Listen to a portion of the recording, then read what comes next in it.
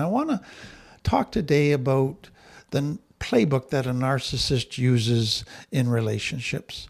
And last time we just talked about the fact that narcissism, extreme narcissism, comes out of deep trauma, which then results in deep shame and soul murder, which then leads to the characteristics of a narcissist. And that any person that is in a relationship with a narcissist for an extended period of time will basically end up with complex trauma because it's a very unsafe environment. So a narcissist is not capable of a healthy relationship. They're only capable of relationships that use people and eventually destroy people. And so what I want to just develop is, what does their playbook look like? And it's important to understand that a relationship with a narcissist basically has three phases to it. So there's the idealized phase or the luring phase at the very beginning of the relationship. And that looks very good, very positive, very loving. It looks like the relationship made in heaven kind of thing. But then, because the narcissist, that's all an act. The narcissist has never dealt with any of their deep wounds and deep issues and all the soul murder. They can't sustain that. So eventually it goes to a devalue stage. So the masks begin to slip. There begins to be cracks in their armor and problems begin to develop. And that goes on for a while. And then it goes eventually to the discards stage where the narcissist gets rid of a person, moves on to get somebody who's going to be a better mirror and give them the positive affirmation that they want. So what I want to look at today is, what are the playbook for the luring phase, for this early ideal phase? So what you need to understand up front is that they are meeting you under false pretenses. They are meeting you acting like they want to love you and have a healthy relationship, but that's altogether untrue. They might not even be aware of their true intentions, their true abilities. They think they're capable of a healthy relationship. Their map for a relationship, their belief system about a relationship, they think is healthy, but it is totally unhealthy. They think they're capable of a healthy relationship. They're only capable of destroying people. And so what usually happens in the very beginning is that they meet you, they like you, and the first thing that they try to do to win you is to say, this must be a coincidence. Wow, the universe must brought us together. Fate has brought us together. I just feel a chemistry with you. And they keep talking about this coincidence over and over again. It's an unbelievable coincidence. It must be meant to be. And so they're putting all their eggs in that basket, that because this coincidence of us meeting happened, it must be destined to be a successful relationship. What's actually happened is they meet you, they develop this fantasy bond that says this is going to be wonderful. It's not based on any evidence. It's not based on the actual ingredients of a healthy relationship. It's based on a fantasy and an emotion.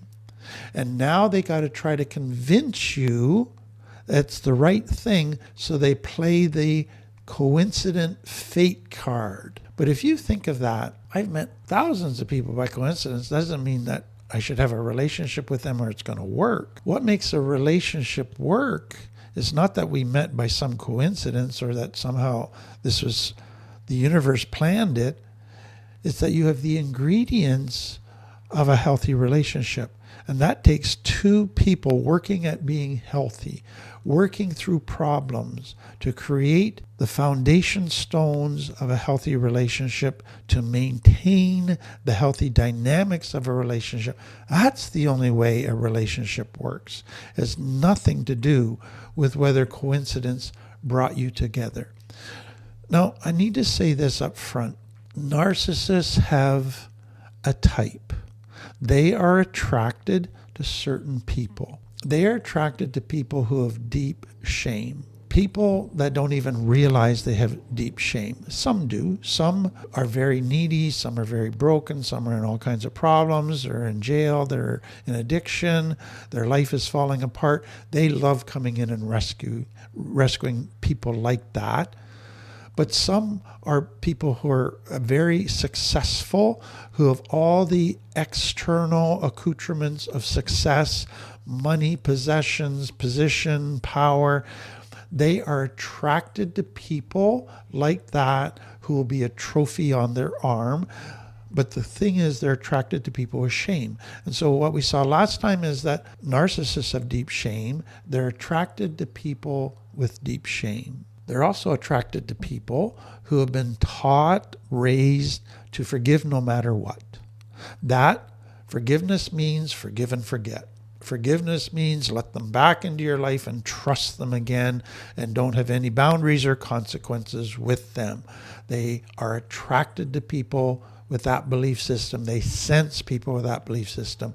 Then they are attracted to people with a great sense of loyalty. People who have been raised to believe that if you're in a relationship, you never end it. You're always there for that person, no matter what. Divorce is wrong, all of that kind of thinking. They love people like that. And then they love people who are over accommodating, who are people pleasers, people who are quick to make sacrifices and set aside their needs to help other people. People who don't say no easily and don't set boundaries easily or don't enforce the consequences of boundaries. They love people who are a bit of a pushover. And then they love people who are super responsible. People who take care of everybody else. People who put their own needs aside and make sure that everybody else is taken care of.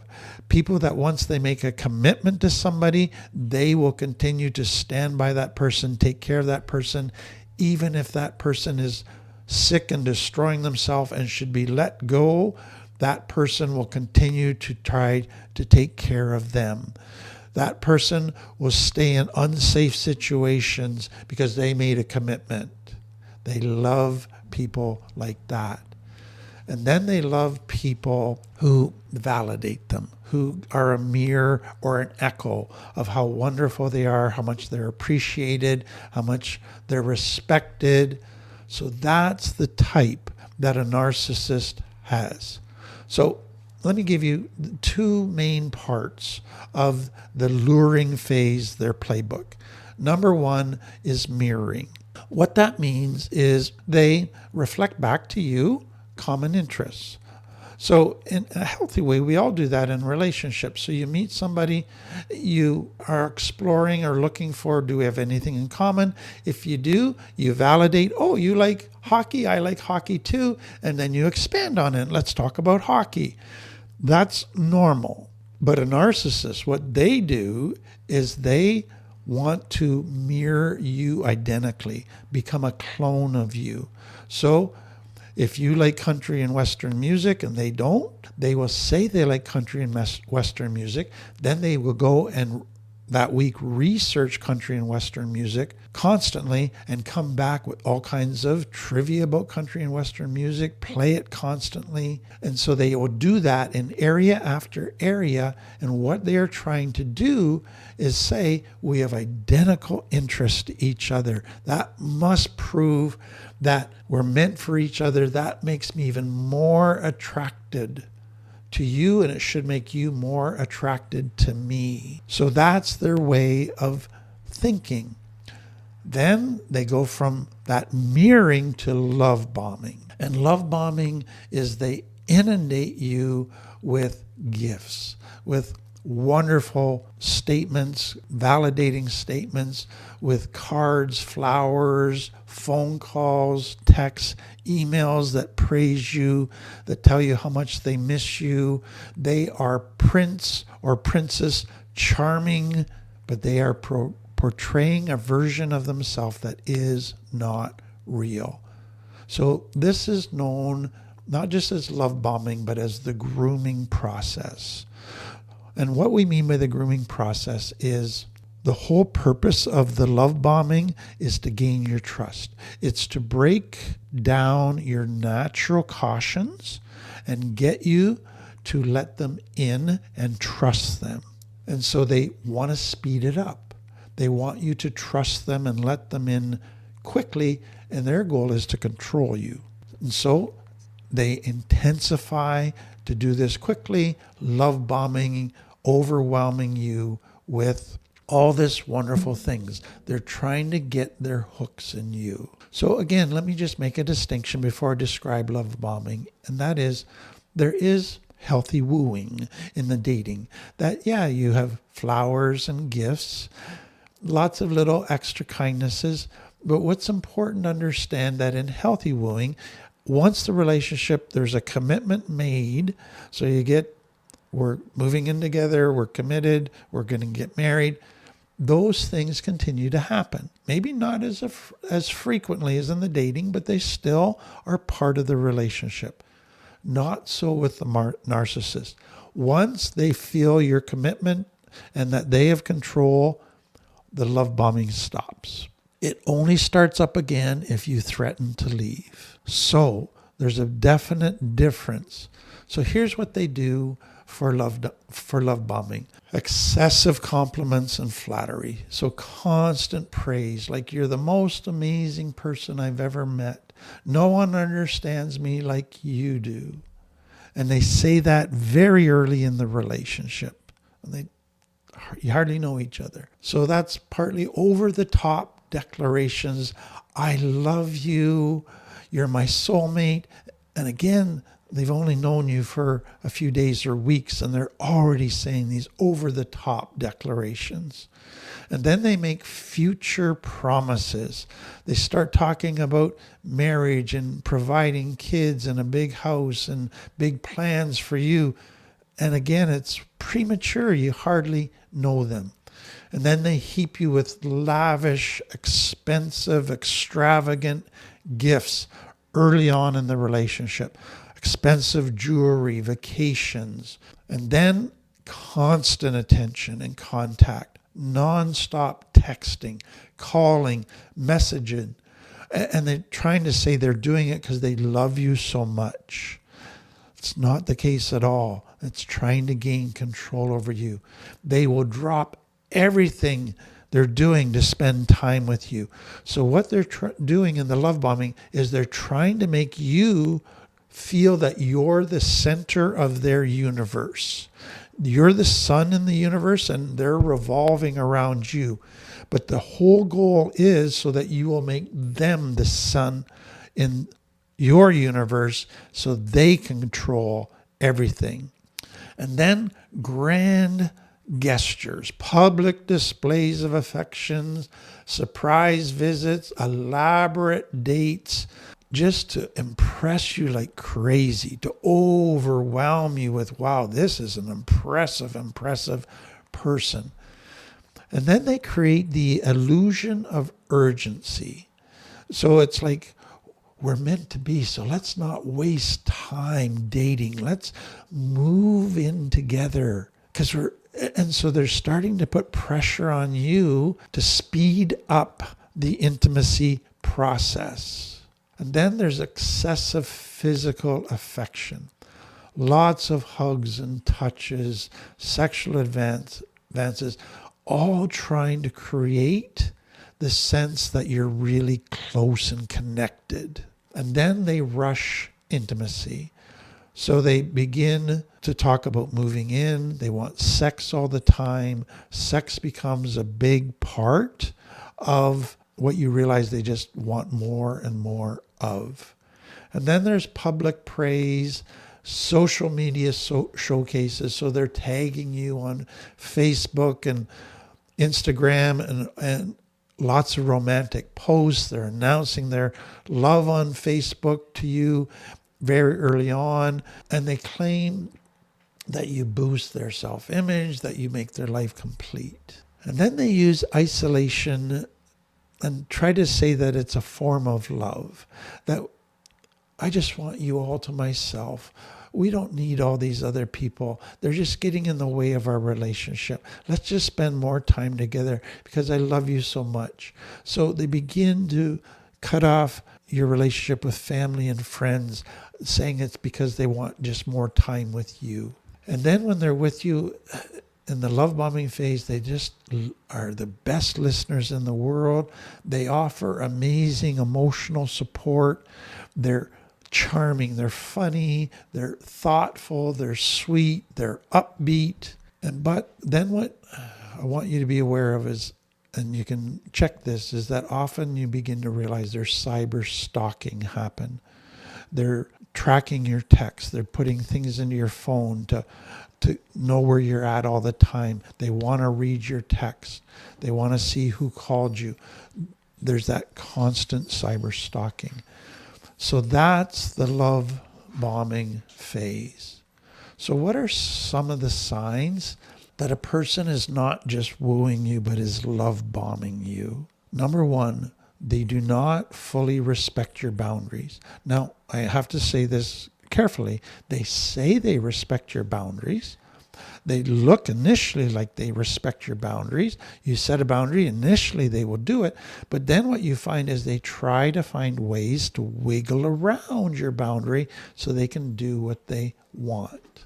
And then you'll find that you feel less and less freedom. They're always checking in with you. They want to spend all their time with you so that you never get any alone time. They're just smothering you, pressuring you, not giving you any space. And then they're giving you extravagant gifts that you really don't need. And you say you don't want them, you'd rather the money be used for something else, but they continue to give them. So they're not respecting that boundary. And what you need to see is the gifts really aren't about what you need. The gifts aren't about love. The gifts are about them wanting to look good and them wanting to gain control over you or leverage over you. There's always strings attached, and you begin to sense that. So if you realize, whoa, I'm in a relationship where I am being love bombed, boy, yes, it felt good initially, but yeah, I'm starting to feel less freedom. My boundaries aren't being respected. This is really starting to feel uncomfortable. I would really encourage you to get out as soon as possible.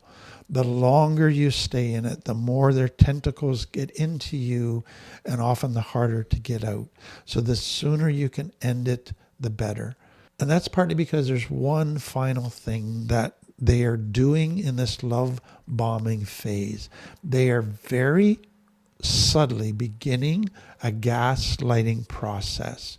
So if they say, oh, I just want to spend time with you because I love you so much, and you say, yeah, but I need my family and friends. Oh, you don't need your family and friends. We just need each other.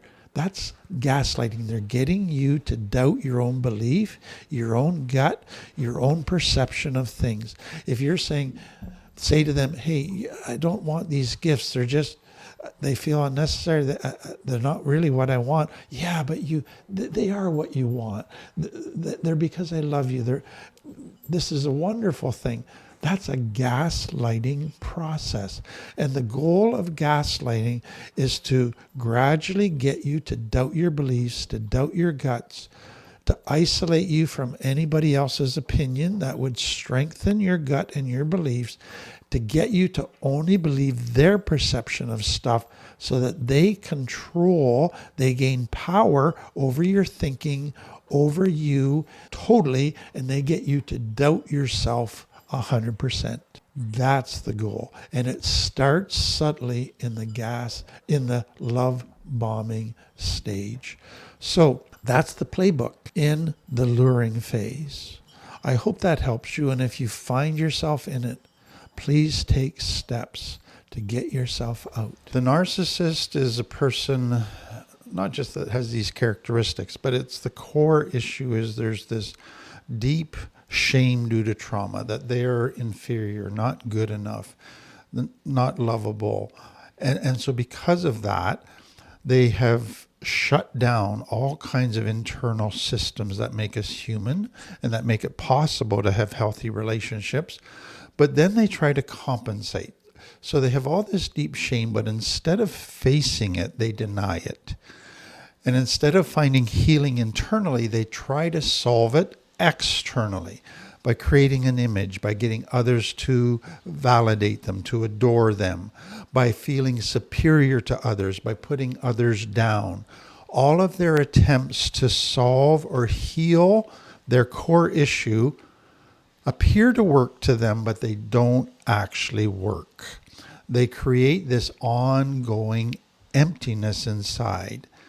And that is so critical in understanding the narcissist, is they are working nonstop to try to feel better about themselves by having others feel better or good about them. But it doesn't solve the problem. It creates a deepening, ongoing black hole that is never satisfied. And so when they come into relationships, they are not capable of a healthy relationship, but they kind of have enough teaching about you need love, you need to kind of have this certain behavior, and so they try to do it. And so we saw that there's 3 stages basically in a narcissist relationship. They start out with love bombing, and we looked at that last time and just saw that they're doing all the loving actions, but they're not capable of connection or love. And so that then leads to the devaluation stage, which then leads to the discard stage. So what I want to look at today is the devaluation stage, or another way to say that is the mask begins to slip. So I think it's important to see that the mask doesn't begin to slip until the narcissist feels that they kind of have you. So the love bombing was not love. It was designed to wear down your defenses, get you to trust them, get you to believe that you were loved by them so that they could begin to control you. It was drawing you into their web. It was a form of manipulation. And so once they feel that they have you, they got you, so that that's either they're engaged to you, they're married, they've moved in with you, they've hired you, they've got you pregnant, or some other hierarchical role that they feel now that they're superior to you, they have some control over you. So then they don't need to keep up the front as much. The mask begins to slip. And this is such a critical thing to understand, because what you begin now is to see who they really are. And so if you begin to think of it in this way, that they've gone into a relationship with you, all this love bombing, but it hasn't really satisfied them. You've adored them, you give them love, you give them all kinds of sex, but they haven't healed their deep shame. So deep down, they're not satisfied. So out of that frustration, discontent, they now let some of their true character out. And what is that? I'm not satisfied. I need to feel superior to others. So that means I need to put you down. I need to break you down. I need to find other people who will satisfy me by validating me. And so that's what begins to happen in this devaluing stage, is I'm going to build myself up by tearing you down, by breaking you down, so that I feel superior to you at all times, that I feel in control of you.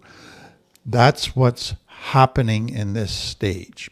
Part of what's also happening in this devaluing stage is the mask slips, but they're also testing how much will you tolerate? How much will you let them away with? So if the mask slips a little bit, their true character comes out, and you kind of forgive them, let them, oh yeah, no big deal. Then they go, whew, okay, I can get away with that. Now I can let the mask slip a little bit more and see what else I can get away with. So it's a testing of your boundaries to see, will you walk away from me? Where will you draw your line in the sand? Will you call a red flag, or will you keep minimizing it, denying it, letting me away with it?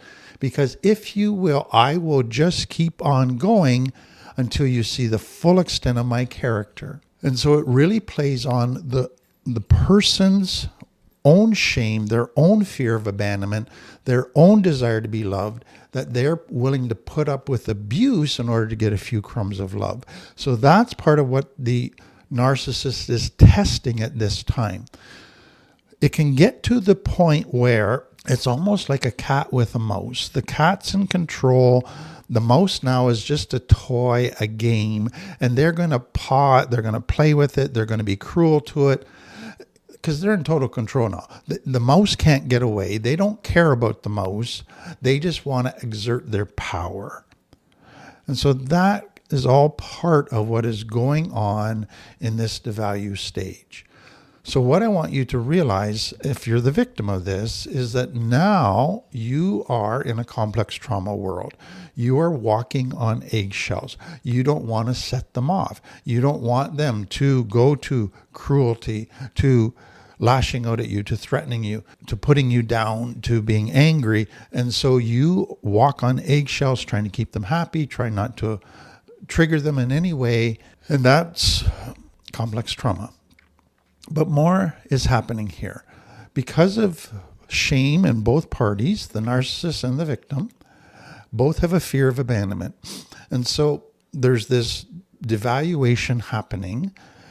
You threaten to leave, or they threaten to leave because you're such a piece of dirt, whatever. But both are afraid of being abandoned. And so they go to devaluing, then there's a big conflict, then there's a threat to leave, there's a leaving, all of that. But then they try to get back together, and they try to go back to the love bombing stage. So a cycle often begins to happen within the relationship where there's an explosion, then there's a love bombing, tension builds, devaluing happens, then there's another explosion, love bombing. And that begins to be the normal characteristic of these types of relationships. The conflict was never properly resolved. Healthy relationship dynamics never took place.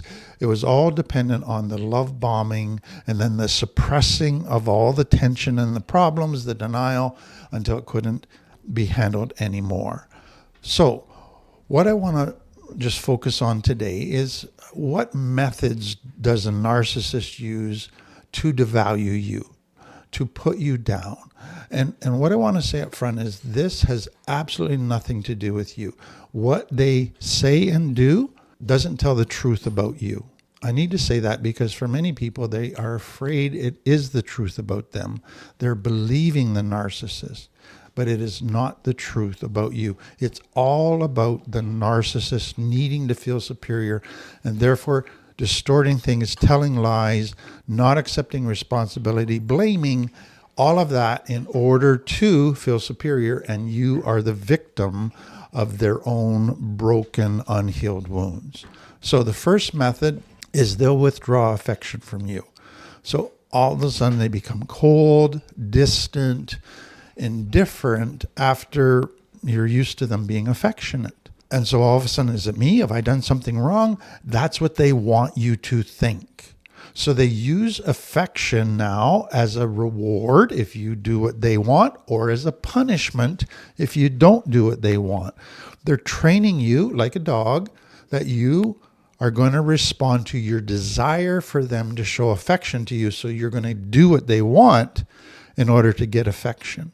They will use the silent treatment and pouting to manipulate you to, I'm going to do what you want so you will love me again. So you will stop withholding your affection from me. The next thing that they do is just get ready for very subtle and until it becomes almost overt put downs and criticism. So in the love bombing stage, they say nothing but positives about you. You're the most wonderful person in the world. They validate every positive quality about you.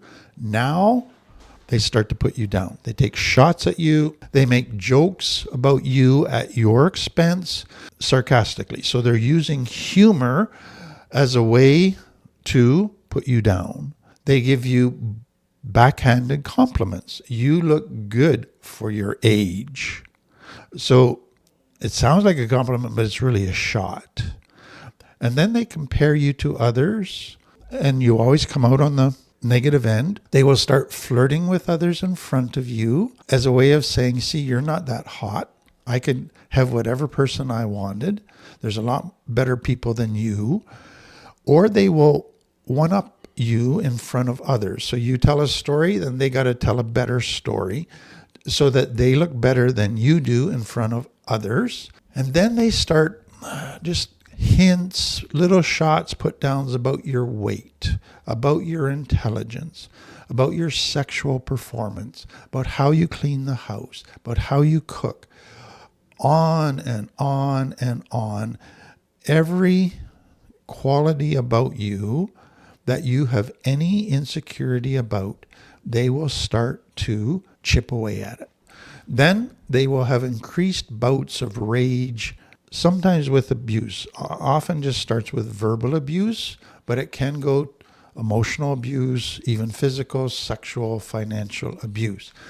So they become moody, antagonistic. It's just like doesn't matter what you say, they pick a fight and lash out at you about that. They kind of engage in giving you ultimatums, blow up, walk out on you. And then it's like they start to find fault with everything that you do. Everything you do seems to annoy them. And so they're just annoyed with you, irritated with you all the time. And that can have eruptions of anger outbursts. So we're going to get a wee bit overlap now, but I just want to highlight some stuff. So that next is hot and cold behavior. So they alternate between praise and cruelty. And part of that is to keep you off balance. Part of that is to manipulate you. So they're kind to you when they're trying to manipulate you to do what they want, or they're cruel to you to throw you off balance to get you to want to please them. That way they can manipulate you. There's random mood swings. And so what you begin to find is you used to be able to kind of work for their approval in a predictable way, but now it's not as predictable because of their mood swings. So you got to work harder for their approval. And what I want you to understand is all of this is creating a trauma bond. So a trauma bond is where you have this bond, a connection to an abusive person. And there's the lows of that where they're cruel and abusive, but then there's the highs where you somehow earn their approval and you get a rush out of that. And now every time they're cruel to you, that just sets off the addiction in you that I want to earn their approval because it feels so good. We're back in love. And so that is what is being developed here in this part of the devaluing stage. And then what happens if you do anything to trigger them? So they can be being super nice one day, but you do something really small, but it triggers them. All of a sudden they overreact. All of a sudden they scream, they blame you for everything. They take shots at you. They put you down. They say awful things to you. That hot, cold is what I'm talking about. And then they use triangulation. And that is where now they involve other people. So they bring ex-partners into the dynamic, your friends, family, even strangers, to say, well, we're a little bit concerned about you, and it's based on what your narcissist partners told them about you. So now he's recruiting support to believe his or her lies in order to put you down. So they're trying to turn your friends and families against you, trying to challenge their loyalty, their positive outlook on you, get them to be suspicious of you, to begin to doubt you, to begin to maybe suspect negative in you. And it's all to further their own agenda. And then with that triangulation, they do this flirting now with others. And they mention, did you notice this person? Wow, they got some really positive qualities. And again, they're trying to spark insecurity and jealousy in you, make you try harder to earn their approval. All of that is part of their game. So they're creating competition, and that is to get you more motivated to please them. Then projection. They now accuse you of the very things that they're doing. So they accuse you of cheating, meanwhile they're cheating. They accuse you of lying, well, they're lying. They accuse you of being selfish, but they're being selfish. They accuse you of being a narcissist when they're the narcissist. So they're shifting the blame for their behavior onto you, but they do it in a way that you begin to doubt yourself and wonder, maybe they're right. Maybe I am this way. So what I want you to understand is more and more their talk becomes characterized by lies and the distortion of facts. They might have little pieces of the truth in there, but it is distorted. Everything that comes out of their mouth becomes not true, or there's a hidden agenda behind it. The next thing they do is begin to try to micromanage you and control you. So they start to criticize your choices, your appearance, your friends, how you spend your time, how you spend your money. They try to control the use of money, who you can see, go through your phone, all of those different things. So they're slowly restricting your independence. They're slowly shrinking your world so that they are the only relationship you have in that world. They're making you feel that you can't make any good choices on your own, that you need them to be your parent, to make your choices for you. They are creating greater shame in you to increase their power.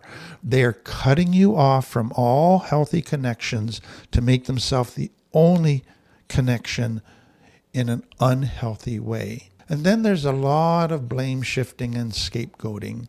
So it's obvious that there's more and more conflict in the relationship, more and more problems. So now they begin to make you the problem in the relationship. And if they're upset, it's your fault. They'll get angry at you frequently and blame you that they're angry. You made them angry. So they're playing the victim, and you're the person that's causing all the problems. But the problem is you're the true victim. And now you begin to question yourself. Is it me? Am I the problem? Am I making too big a deal out of things? Am I selfish? And so you get drawn in to keep apologizing, to keep trying harder, and that's exactly what they want, because now they have you doubting themselves. This is part of the gaslighting process that is happening. And so that leads to this greater erosion of confidence.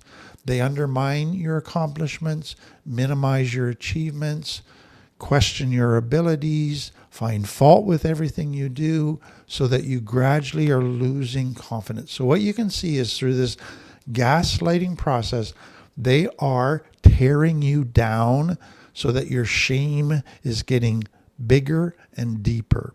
And now it is getting to the point where you feel like a total failure, totally useless, totally helpless without them. That is how they gain the ultimate in power over you. And they are also creating in you a desire to prove your worth. And so you're going to try even harder and harder to do what they want. So throughout this process, there's more and more of an emotional withholding.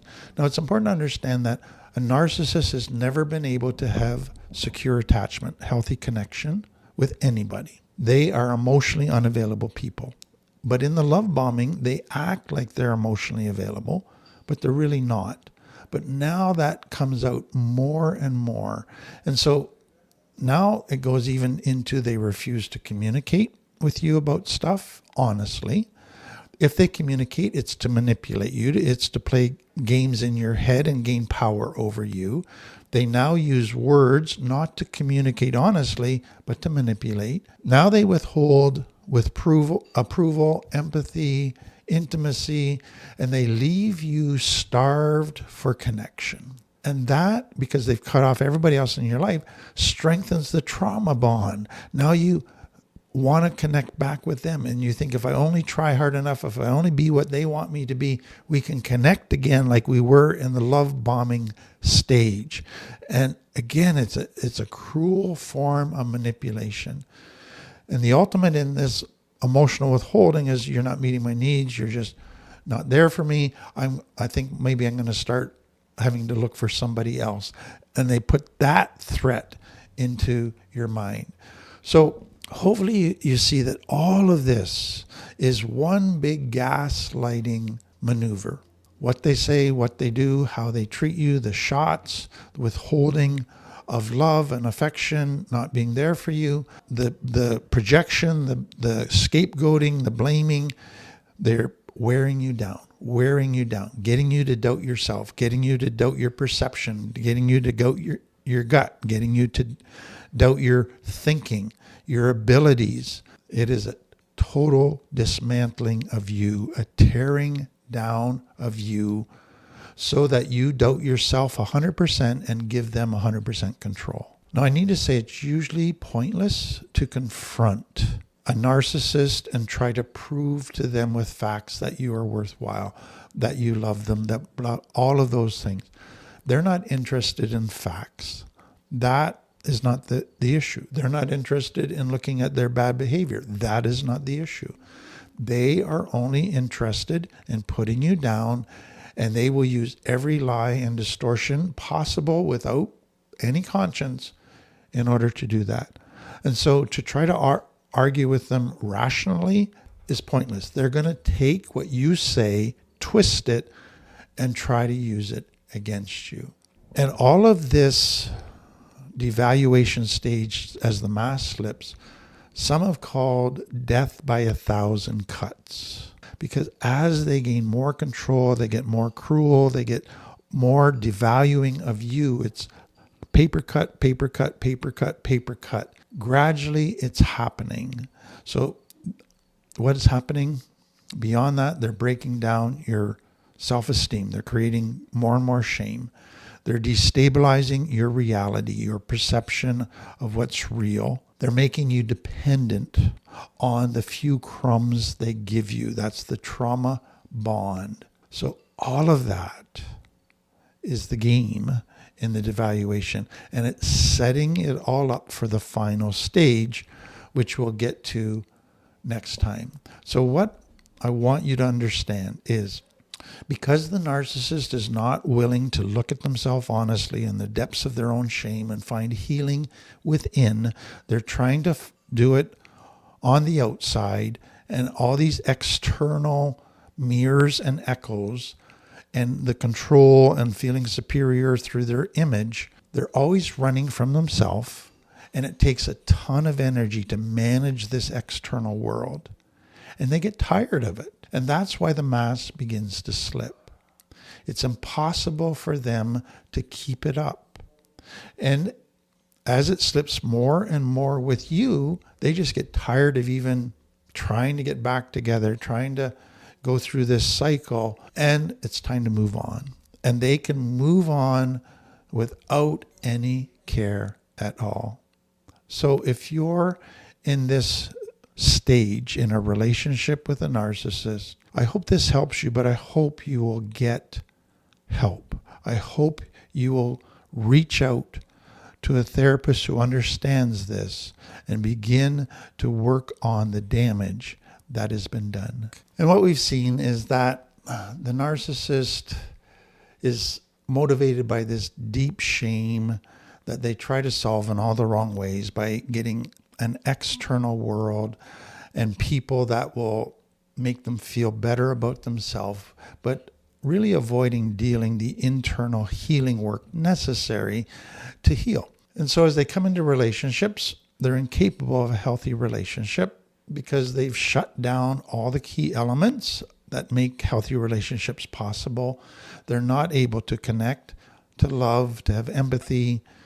And so relationships are set up to fail, but they tend to follow a cycle. And we've looked at what that cycle looks like. There's a love bombing phase where they try to win you, and then it's not real, it's an act. And once that they think they've got you, then they go to the next stage, which is they start to devalue you because they're not satisfied. So they're going to make it your fault. Once they get past that, then they go to the third phase, which is the discard phase.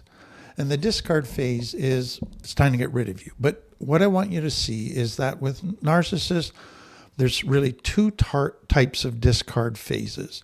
There is a temporary discard where it looks like they're discarding you, but they're really just putting you on the bench. And they're going to come back around to you. Or there's a permanent discard, a final discard. And so today I want to look at the temporary discard phase. What it really is it's a way for the narcissist to really punish you, to really control you. They don't want to end the relationship. They just want to hurt you.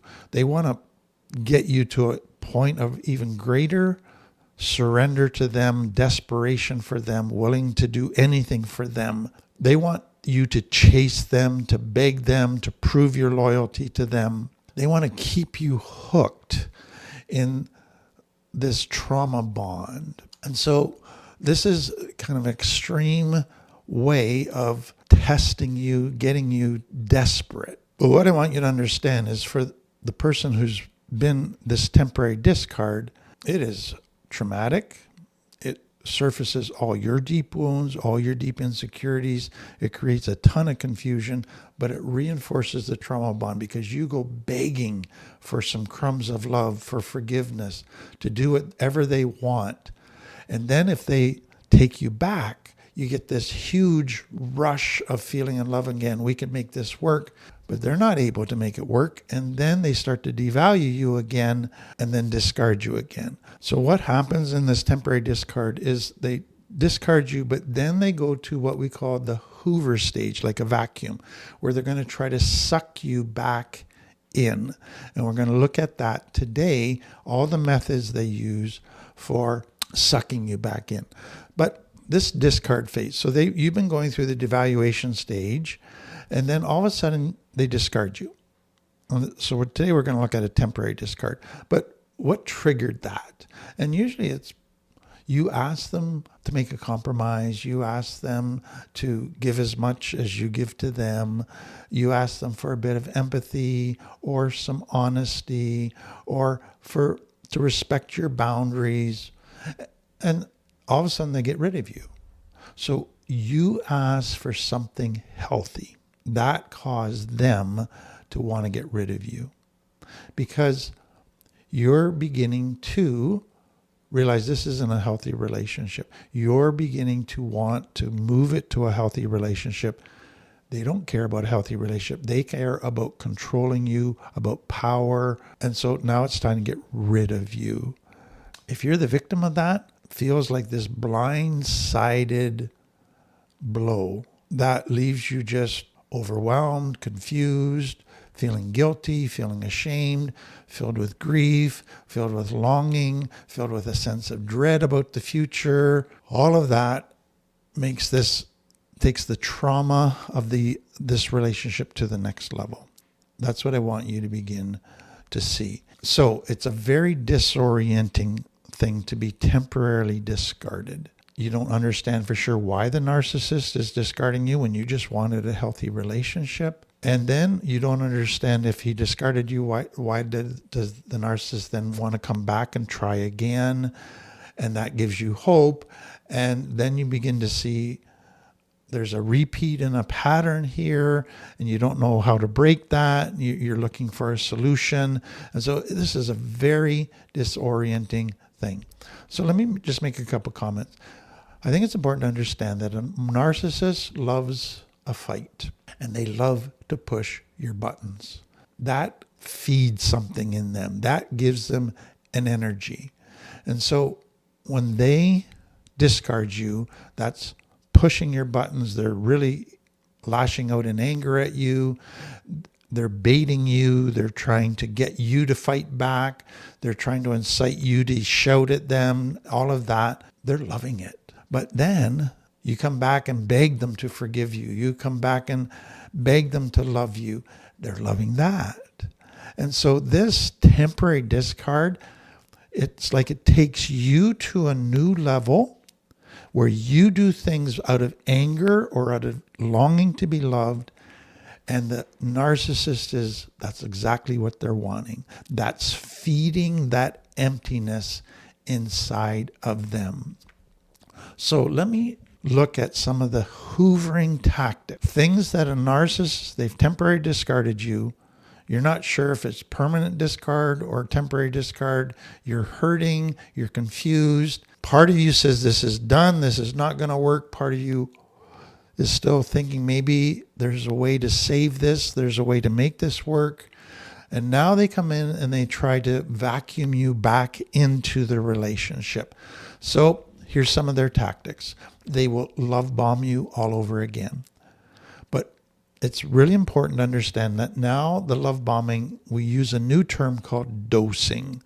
And they will do just enough love bombing to avert a crisis, to avert you walking out on them, because they're afraid of being abandoned.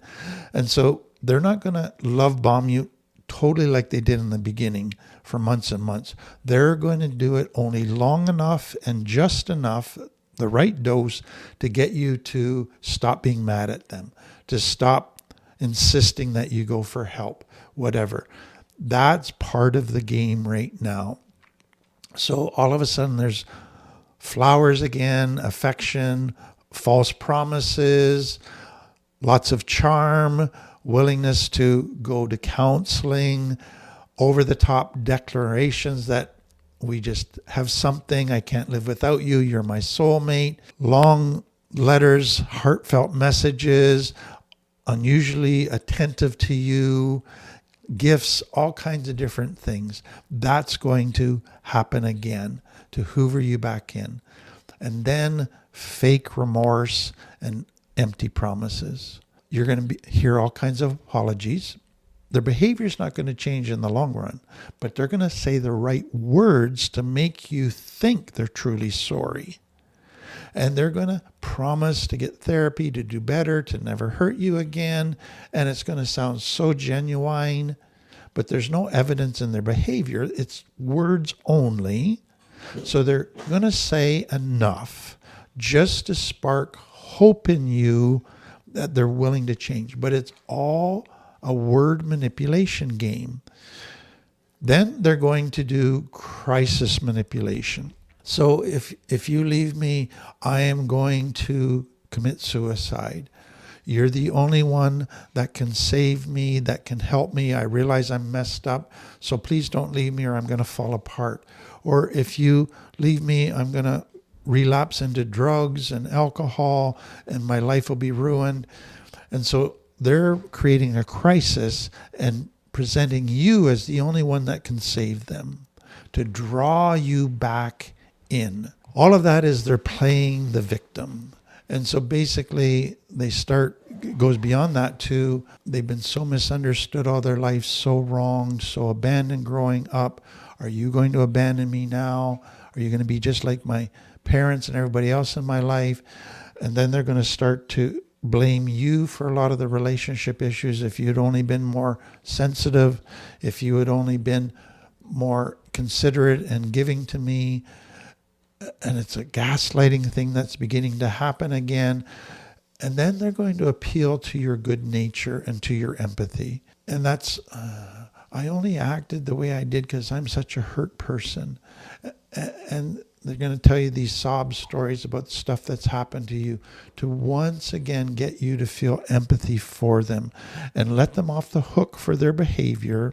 All a manipulation game. Then they're going to do a new type of triangulation.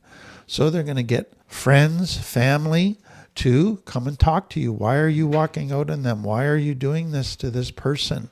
And they're going to put pressure on you to forgive and to make up and to get back with them. Or they're going to mention possible new partners that they might be hooking up with, or new admirers that are reaching out to them to try to create jealousy in you. They're even going to use children to try and get you to go back to them. Children that, please don't leave daddy, please don't leave mommy. They're going to try to get a meeting with you with a family member as a go-between or a therapist as a go-between. But they've already got that family member or therapist biased to their point of view. And the whole point is not a mediation that's unbiased. It's to put pressure on you to go along with what they want. Then they're going to return to being this very charming, fun, funny, attentive person.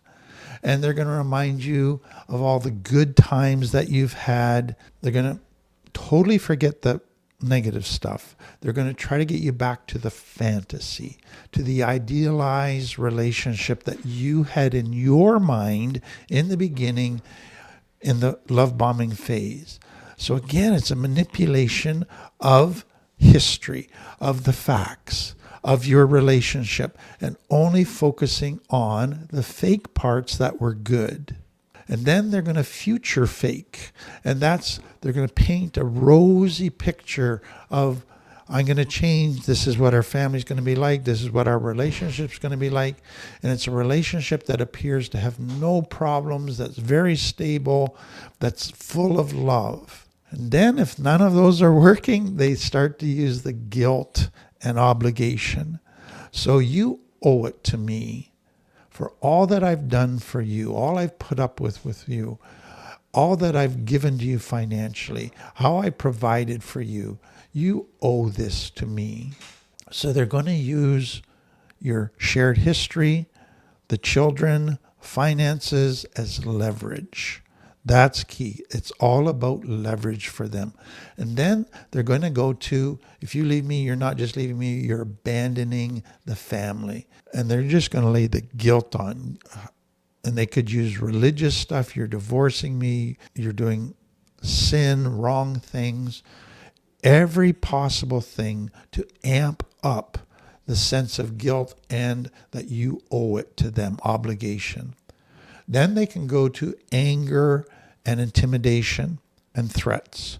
So explosive rage comes out. Then they threaten that they are going to destroy you financially. They're going to take the kids from you. They are going to make your life a living hell. They are going to post stuff on you, about you on Facebook, all your deepest secrets. So they're blackmailing you. There's all kinds of amping up threats and intimidation. And basically, they can go to the point where if I can't have you, then I'm going to make it so nobody will have you. You're going to be alone for the rest of your life because I will turn the world against you. Then there's what we call a silent Hoover. And so what they're doing there is they're not doing anything in your face. They're not texting you, nagging you, begging you, making false promises, none of that. Now they go to liking your social media posts, or they send you a vague text or a comment just thinking of you, or they accidentally run into you in the grocery store or on your way to work. So they're testing what they can get away with. They're testing, will you take the bait? Will you respond to them? Can I be more direct? So, key thing to understand, all of this hoovering, they make it sound like they want to repair the relationship, but they don't. It is not about genuine repair. It is about reestablishing control, getting you back to giving them all of your attention, energy, and positive emotions. That's all it's about. It is not about true love and a healthy relationship. So if they get to the point where they discard you, it's not about you. It's not because you're a terrible person. It's not because you've even done things wrong. It's because they are so empty inside that they're either bored or you're not providing enough fuel to their validation needs that they're starting to want to look for somebody else, or they're losing control over you. That's what it's about. They're trying to fill their emptiness the wrong way, and they're blaming you for their lack of happiness when they're the only reason for their lack of happiness. So if you are in this hoovering stage, please understand that. To go back to them is not going to be what they say it will be. It will not be this happy thing. It might be for a few days or weeks, but it's quickly going to descend back to them devaluing you and discarding you again. Get out of the cycle. Get out of being drawn back in to the trauma bond. Get help to break that trauma bond. Well, welcome to another talk on the Narcissist Playbook. And it's understanding this cycle of relationships that narcissists go through. They're not capable of a healthy relationship. So their relationships follow a cycle of they start with love bombing you to draw you in, to gain control over you. Then, because they haven't truly dealt with their own internal shame, they get bored, they get discontent with the relationship, and now they start to blame you. They start to devalue you. They now want to put you down to feel better than you, to try to, again, feel better about themselves. And then once they get tired of all of that, they discard you. And last time we looked at, they can temporarily discard you and then hoover you back in. Or today we're going to look at, they just permanently discard you. And so this is, again, this can be an abrupt, they're done, they walk off, they go off with another person, and they don't usually go into the discard stage until they have somebody else in the wings that they can move to. They have another source of supply, another person who they can enter into a relationship with. So it can be an abrupt thing, or you can just feel a gradual, this is happening, they're getting rid of you, they're preparing themselves to move on. But bottom line is they're done with you, they're going to move on to another person. And so the tactics in the discard stage is what we want to look at today. And what I want you to understand is, again, the point in these tactics from the narcissist is not to be truthful about the relationship and why it's ending. It's to blame you. It's to dehumanize you. It's to destabilize you. And it's to rewrite the story in a way that makes them look good. That's what it's all about. But if you've been broken down so much by their gaslighting over the years, you tend to believe or partly believe what they're telling you about why they're getting rid of you. But it's all a lie. It's not about you. It's about their unresolved broken wounds. So another way to look at the discard phase is the narcissist either disappears or begins to orchestrate their own abandonment of you. And they're not going to abandon you until they have somebody else to go to. So again, it can be prompted or triggered by you ask for something that would make the relationship healthier, that they are more honest, that they are more emotionally available, that they respect your boundaries, that they give as much as they take. And that all of a sudden triggers, they get rid of you. So let me just itemize that a little bit. The reasons they discard you is that you were too difficult for them to control. You were easily manipulated by them, causing them to look down on you because now they can just manipulate you. You're no fun. Or you no longer fuel their ego. You're no longer giving them enough praise and validation. You're starting to see the truth about them and criticize a lot of things. So time to get rid of you. Or you figured them out and they can't fool you anymore. Or you're not going to help them chase their fantasies and all of their crazy ideas anymore, their life goals. Or they found somebody that they think they can kind of move up a level and have even greater status and greater validation from others. They got a better trophy on their arm. Or they find somebody that's just, it's like a more interesting toy and it captures their interest. Or they just are so full of anger that now they just want to hurt you in the worst way possible. And it's just cruel. Or you just are losing your luster. You're getting older. You don't do as much for them anymore. And so you're no longer this 10 in their books, and you no longer play along with their fantasy. So what I want you to see is this is really where this discard phase. So you've been going through complex trauma all along, walking on eggshells. There's a trauma bond where you're constantly chasing their approval, afraid of their anger. Now when they discard you, it just takes trauma to a new level. So you were traumatized before the discard phase, but now you're traumatized even more. And so after it, you'll probably spend a lot of time questioning yourself, hoping maybe to get them back, grieving them, thinking of the good times, or get very depressed. So let's go to, what does this discard phase look like? So it can be very sudden, without warning, just like a light switch, they just flip. And so they go from, I love you, to, you don't exist, I hate you. That can happen. Then there's a lack of closure. They don't explain stuff, they just blame you. They don't want a discussion, they just blow you off. They don't provide closure. And then they give continued silent treatment.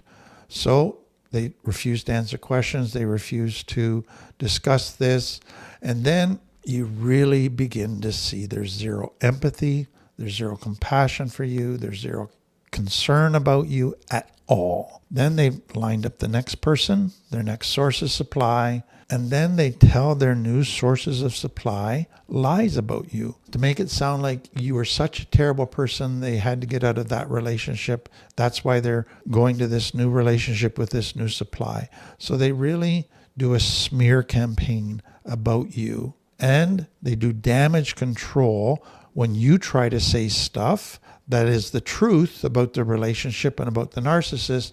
Now they're doing damage control to preserve their image. So they're working behind the scenes to convince everybody that they're a wonderful person and you're the problem.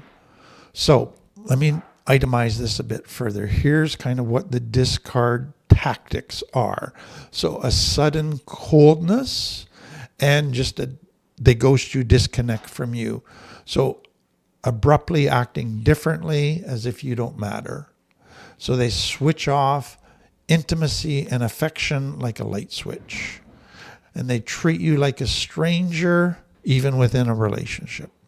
And then silent treatment, totally ghosting you, cutting off communication with you, blocking you on social media, ignoring your texts and your phone calls. And that creates in you, it leaves you desperate for closure, which the narcissist wants, because now you're just thinking about them all the time. Then they replace you, or they triangulate. So now they replace you, but then they flaunt the new partner.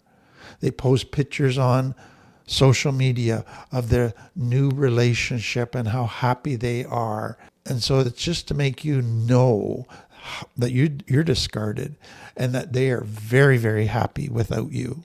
Then they take kind of all that devaluation that's been happening over the years in private, and now they make it public. They spread lies about you or half-truths about you to friends, colleagues, mutual friends, family, social media. They paint you as the crazy one and they're the victim of you. So they're rewriting history to make it all your fault, to make them the poor victim of you. Then they can get cruel and just do whatever possible to humiliate you. So insults, put downs, mocking you. They can leave in dramatic, hurtful ways, often before an important event, or create a great big fight that people see and know about, and then they walk away. Just to rub salt in your wounds is what they're trying to do. And then, like we said, withhold closure. Don't explain themselves. Don't allow for discussion. They give contradictory reasons as to why they've left. So please know that most people long for closure, but you're never going to get it from a narcissist. So quit trying to get it. But also know you do not need them to explain, because whatever they explain, you're not the problem. They are their unhealed shame and trauma that they refuse to own. So you don't need closure from them to heal. You can heal by working on your stuff with somebody that's trained to help you with this. Please know that you do not need them to actually have closure. Then the next tactic is they can become very cruel with financial and practical sabotage. They can pull financial support. They can pull access to resources, stop doing what used to be shared responsibilities with house, with children. They can create total chaos with living arrangements, with bills, with parenting. So they're punishing you. And they might even take legal action to try and get the kids from you, to try and mess you up and take your money and basically bankrupt you. And this, I say kind of sadly, is I think the justice system is starting to figure this out, but it often still does not do a good enough job in helping victims of narcissists. They often even take the narcissist side and believe their lies and distortions. And so it's just a sad, sad element. And then what can happen is what we call the hover discard loop. So they've discarded you, but every once in a while as they show up, and they show up in ways that either hurt you all over again or tries to get your hopes up only to hurt you again. So the discard isn't because you did anything wrong. It is not about you. Please know that.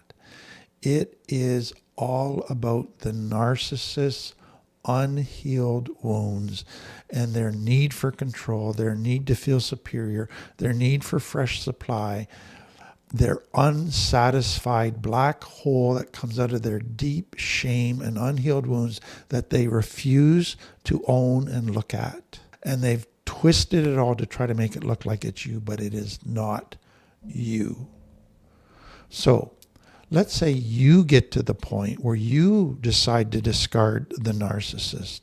You are tired of the games. You begin to see the truth about the relationship and you say, I am done. And you set up a boundary and you say this relationship is over and you walk in. Narcissists do not like that. They will then try to hoover you back in.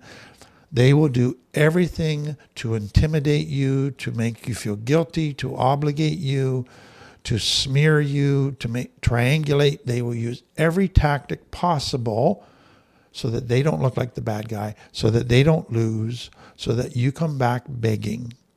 And so for you to say, I'm ending this relationship, be aware that that's a wonderful thing, but you may have just started World War III. And now you have a fight on your hands. Stick to your boundary.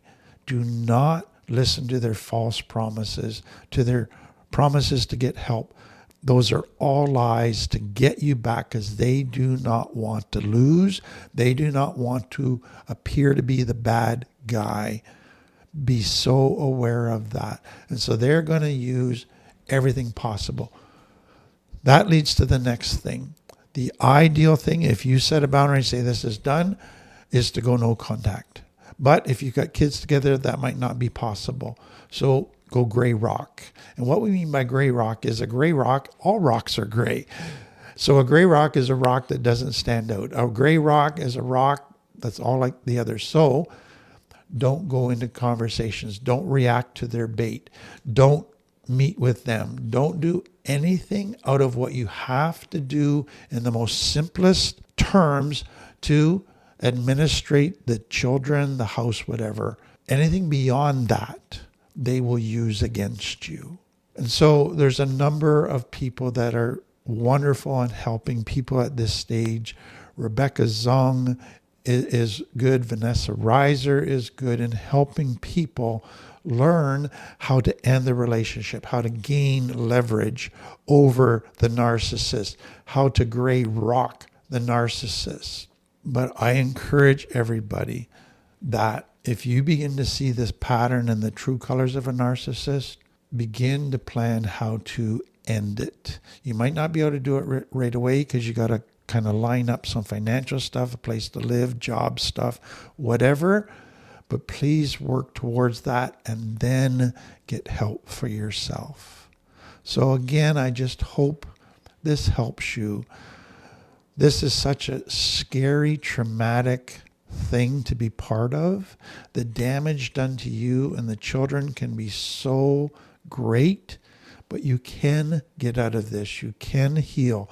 It will require help. It will require careful thinking and planning, but it is possible. And the sooner you can do it, the better.